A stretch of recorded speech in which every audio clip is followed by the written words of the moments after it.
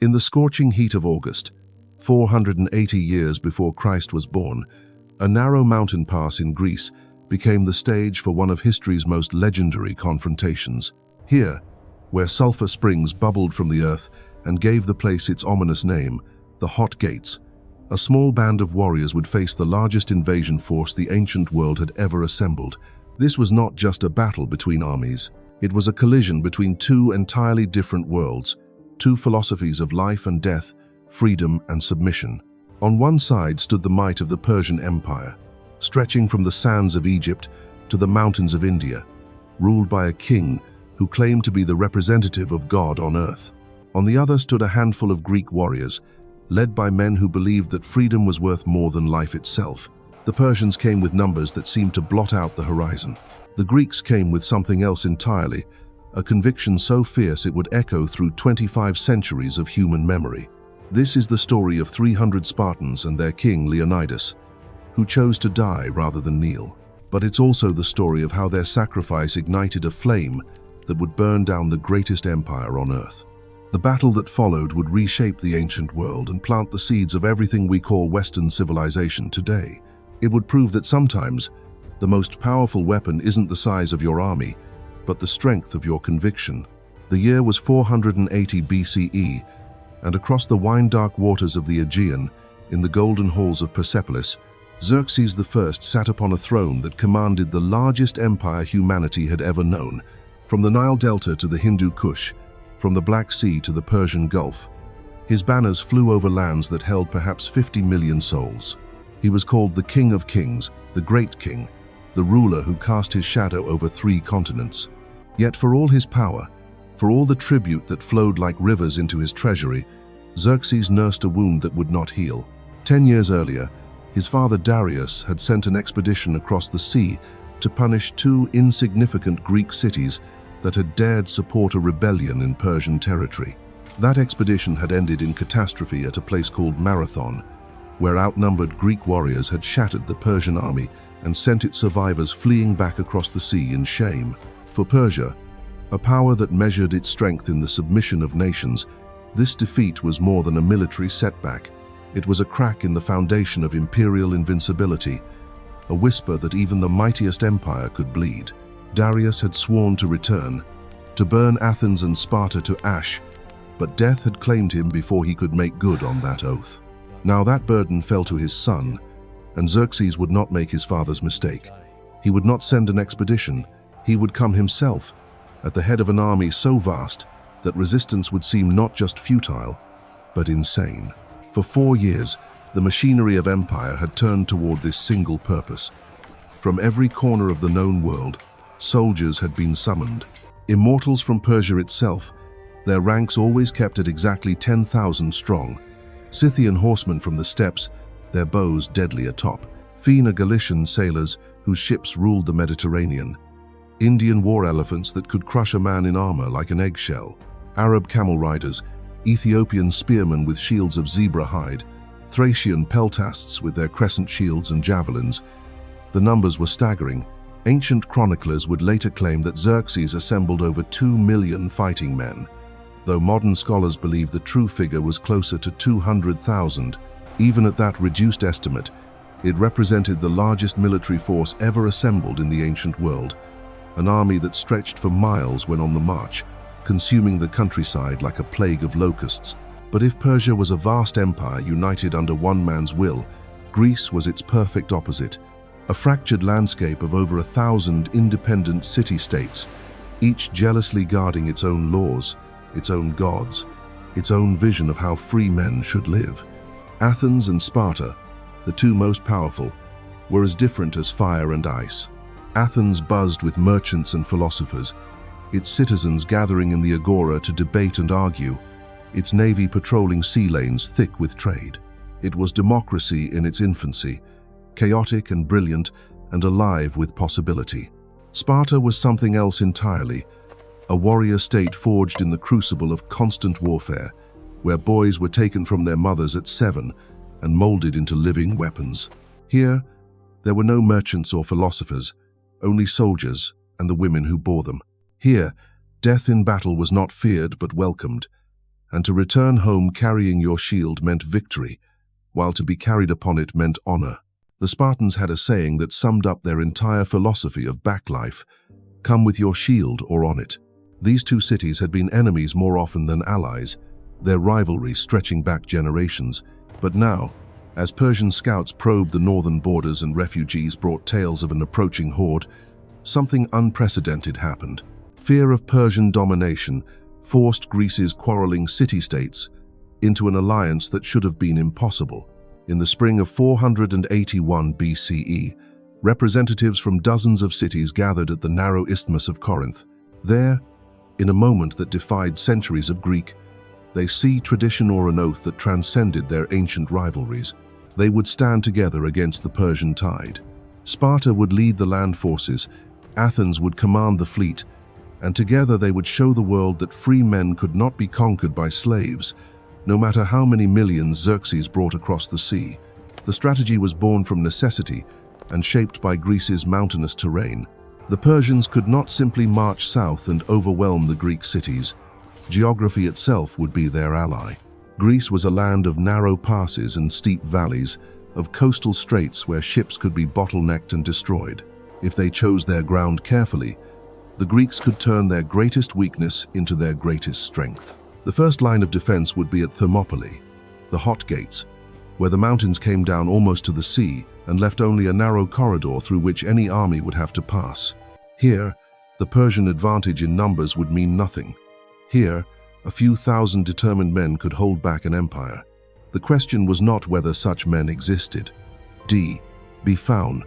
The question was whether they could, in time. Meanwhile, in the north, the Persian juggernaut continued its inexorable advance. Xerxes had not simply assembled an army. He had moved the entire apparatus of empire across the Hellespont on two massive pontoon bridges, each of ancient marvel engineering that took months to complete.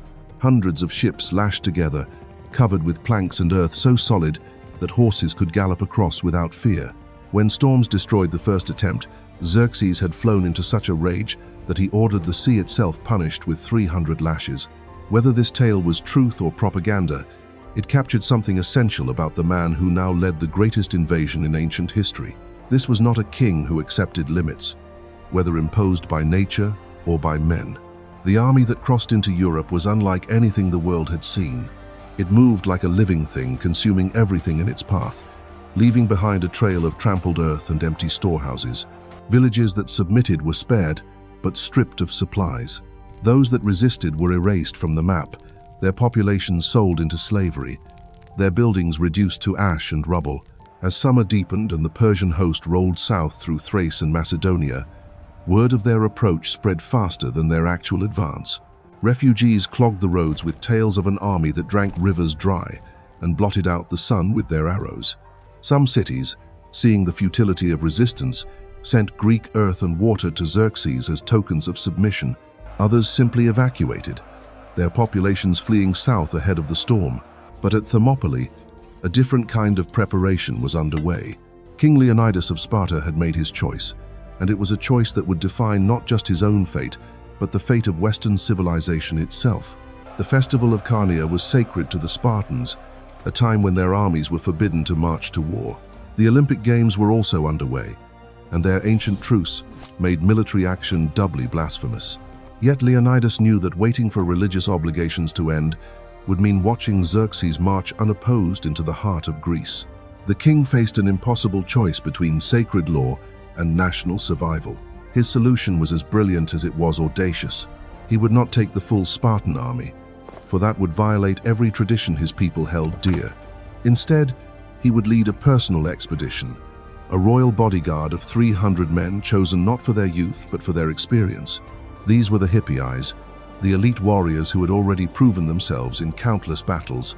More importantly, each had been selected because he had living sons to carry on his bloodline. They were men who could die without leaving Sparta weakened. The 300 were not young heroes seeking glory. They were fathers and husbands, veterans whose beards were streaked with gray, whose bodies bore the scars of a dozen campaigns. They understood what this mission meant, what it demanded. When their wives and mothers came to see them off, The women of Sparta spoke words that would echo through eternity. "Come back with your shield," they said, "or on it." But the 300 would not stand alone. As Leonidas marched north through the rocky passes of the Peloponnese, his small force was joined by contingents from across Greece. 700 Thespians volunteered to fight beside the Spartans, knowing full well they marched to certain death. 400 Thebans were compelled to join, their loyalty uncertain but their presence required. Soldiers from Photis, from Locris, from a dozen smaller cities swelled the ranks. By the time they reached Thermopylae, Leonidas commanded roughly 7,000 men. Against any normal army, it would have been suicide. Against the Persian horde, it was something beyond suicide. It was a deliberate act of defiance that said some things were worth dying for, that freedom had a price that free men were willing to pay. The pass itself was perfectly suited for their desperate gamble. At its narrowest point, the corridor between mountain and sea was barely 50 feet wide. Here, the Phocians had built a defensive wall in earlier times, and Leonidas ordered it rebuilt and strengthened. Behind this barrier, his men would make their stand. The position was as much psychological as it was tactical. Any army wanting to march south would have to come through this bottleneck, and here the Persians would discover that numbers alone could not guarantee victory. The pass would force them to attack in narrow columns, negating their advantage in cavalry and archery. More importantly, it would force them to fight the kind of battle that Greeks had been perfecting for generations. The Phalanx was more than a military formation. It was the physical embodiment of Greek ideals about citizenship and courage. Each hoplite carried a bronze shield that covered not just himself, but half the man to his left. To break and run meant exposing your neighbor to death. To stand firm meant trusting the man on your right to protect you in turn. It was democracy made flesh, a system where survival depended on every citizen doing his duty. The Spartan Phalanx was the most fearsome version of this formation. Their shields were polished to mirror brightness.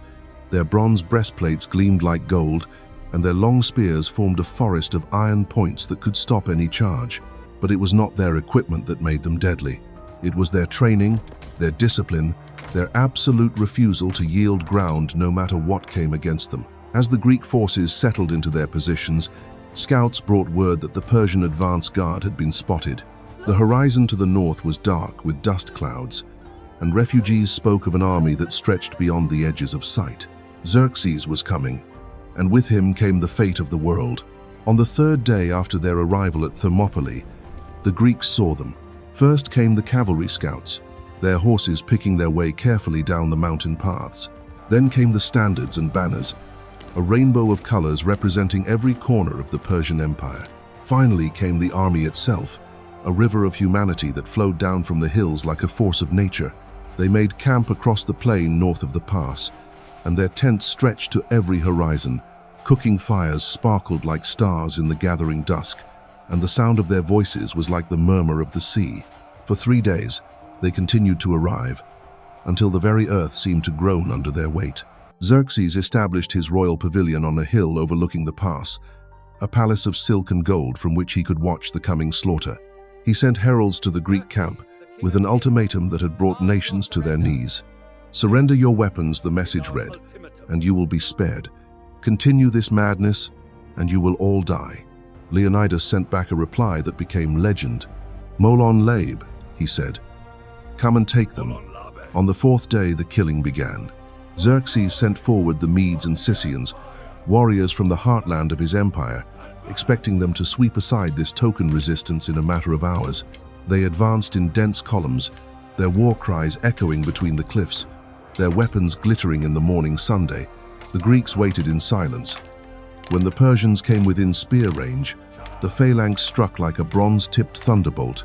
The front rank leveled their spears and charged, their shields locked together, their voices raised in the ancient war cry that had terrified enemies for centuries. The collision was like the crash of waves against stone. The Persian front ranks crumpled under the impact. Men fell screaming, pierced by spear points that punched through leather and bronze. Those behind pressed forward, driven by their own momentum and the pressure of thousands more behind them. But the pass was too narrow, the Greek line too solid. Bodies piled up in windows, the living stumbling over the dead, the narrow corridor becoming a charnel house. For hours the battle raged without pause. The Persians hurled themselves forward in wave after wave, only to break against the Greek shields like surf against a seawall. When their spears shattered, the Greeks drew their swords. When their swords broke, they fought with daggers and bare hands. The ground grew slick with blood, and still they held. By midday, the Persian assault had faltered. Their commanders called for a retreat, leaving behind carpets of dead that stretched back toward their camp. Xerxes watched from his golden throne, his face growing darker with each failed attack. This was not how empires conquered their enemies. This was not sun began its descent toward the western mountains, how the King of Kings claimed his victories. As the Xerxes made his decision, he would send forward his Immortals, the 10,000 elite guards who had never known defeat. Surely these professionals could accomplish what the provincial levies had failed to do. But the Immortals found the pass no more yielding than had their predecessors. Their wicker shields splintered against Greek bronze. Their short spears snapped against the longer doru of the Phalanx. The narrow ground that should have been their highway to victory became their tomb. By evening, they too were streaming back toward their lines, leaving behind hundreds of their supposedly immortal dead. The first day belonged to Greece. The second dawn broke with a crimson sky, as if the heavens themselves were stained with the blood of the previous day's slaughter. Across the Persian camp, the mood had shifted from confident anticipation to grim determination. The bodies of the Immortals lay stacked like cordwood, waiting for the funeral pyres that would consume them. These were men who had conquered Babylon, who had brought Egypt to its knees, who had never tasted defeat. Yet here, in this god-forsaken mountain pass, they had been broken by a handful of Greeks who refused to die. Xerxes rose before the sun, his sleep haunted by the sight of his elite warriors fleeing in disorder. The great king who had commanded the submission of nations now faced a humiliation that threatened very foundation of his power. Word of the previous day's failure would spread through the camp like wildfire, and with it would come doubt. If the Immortals could not break through, what force on earth could? The answer came from his advisors, men who had studied warfare in a dozen kingdoms. The Greeks, they argued, were fighting with desperate courage, but courage could not sustain men forever. They would tire, their ranks would thin, their weapons would dull. All that was needed was persistence, wave after wave of attacks that would grind them down like grain beneath a millstone. The Persian Empire and inexhaustible supply of men. Eventually, mathematics would triumph over heroism. But mathematics required time, and time was a luxury Xerxes could not afford. Every day spent at Thermopylae was a day that allowed the Greek fleet to strengthen its positions at Artemisium. Every hour of delay gave Athens more time to evacuate its population, Sparta more time to mobilize its full army. The invasion that was meant to crush Greek resistance in a single devastating blow was becoming a siege, and sieges were dangerous things for empires that depended on the myth of invincibility. As the sun climbed higher, the Persian host stirred to life once more. This time, Xerxes had assembled a different kind of force. Instead of relying on the disciplined formations of his elite units, he would unleash the wild fury of the empire's most savage tribes, Scythian horsemen who drank the blood of their enemies, Thracian peltasts who had learned warfare in the brutal mountains of the north, Ethiopian warriors who had never known defeat in their desert homeland. These were men who fought not for pay or imperial glory, but for the pure joy of killing. They had no complex tactics, no elaborate formations. They would simply charge forward and overwhelm the Greeks through sheer ferocity and numbers. Surely no defensive line could withstand the primitive fury of 10,000 screaming barbarians. The Greeks watched this new assault develop with the calm efficiency of veteran soldiers. They had seen the bodies from the previous day, had counted the Persian dead, and found their own losses to be almost negligible. The pass was holding, the strategy was working, and confidence flowed through their ranks like wine. When the Persian war horns sounded and the tribal warriors began their charge, the Phalanx was ready. But this attack was different from the disciplined advances of the day before. The barbarian tribes came forward in a howling mass, their painted faces twisted with rage, their weapons raised high above their heads. They had no formation to maintain, no order to preserve. They were a human avalanche of steel and fury, and they struck the Greek line with the force of a thunderclap. For a moment, the Phalanx wavered. The sheer violence of the assault, the demonic screams of warriors who seemed more beast than man, tested the nerves of even the most seasoned veterans. Shields battled the impact offled under axes, spear points found gaps in armor, and Greek blood began to flow for the first time since the battle began. But if the barbarians fought with savage fury, the Greeks fought with something more powerful. Discipline forged in the crucible of a lifetime's training. Even as their comrades fell around them, the survivors closed ranks and hell bent their ground. The Phalanx but did not break, absorbing the Persian charge like a sponge absorbing water. And then, with mechanical precision, it began to push back. The slaughter that followed was even more terrible than the previous day's carnage. The barbarian warriors, magnificent in their individual courage, had no answer for the coordinated thrust of the Phalanx. They died in heaps before the Greek shields, their wild charges breaking like waves against an immovable cliff. By reach the time the Sund at zenith, the pass was choked with bodies, and the survivors were streaming back toward their lines in panic. Xerxes watched this second failure, his golden from throne, his hands clenched into fists that trembled with rage. 2 days, 2 defeats, and still there the Greeks held impossible position. His advisors fell silent, unwilling to meet the gaze of a king whose fury could mean death. Who dis for anyone the great pleased him. King who had bridged the Hellespont and commanded the loyalty of 50 million subjects was being humiliated by 300 Spartans and a handful of their allies. But if the second day had been a disaster for Persian arms, it had also a crucial reveal weakness in the Greek position. During the fiercest fighting, scouts had noticed Greek warriors being rotated out of the front line when they grew tired. The defenders were managing their strength carefully, ensuring that fresh troops always faced the Persian assault. This was intelligent tactics, but it also meant that the Greek force was smaller than it appeared. They could not afford heavy casualties, could not sustain a prolonged battle of attrition. More importantly, prisoners taken during the fighting had revealed disturbing intelligence about Greek intentions. This was not a desperate last stand by men trapped in an impossible position. This was a deliberate sacrifice, a calculated gamble to buy time for the rest of Greece to prepare its defenses. Leonidas and his men had come here to die, and their very willingness to embrace death made them more dangerous than any army that fought for victory. As night fell over the bloody pass, Persian campfires stretched across the plain like fallen stars. The army that had seemed invincible just days before was learning a harsh lesson about the difference between conquering subjects and fighting free men. Subjects fought because they had to. Free men fought because they chose to. And men who chose to die for their ideals were the most dangerous enemies any tyrant could face. In the Greek camp, the mood was cautiously optimistic despite the day's losses. They had proven that the Persian army could be stopped, that the supposedly invincible force that had terrorized half the world was made up of mortal men who bled and died like any others. But they also knew that time was running out. Xerxes had reserves that seemed endless, while every Greek casualty was irreplaceable. They could win a dozen battles like this and still face inevitable defeat. The hot gates fell silent at last, but their echoes would thunder across eternity. Leonidas and his 300 had bought Greece the time it desperately needed, and that time would prove more precious than all the gold in Xerxes' treasury. At Salamis, the Greek fleet would shatter Persian naval power. At Plataea, their armies would break the empire's land forces forever. The sacrifice at Thermopylae had lit a fire that would burn the greatest empire on earth to ash. Sometimes, the most powerful victories come not from those who live to celebrate them, but from those who die to make them possible.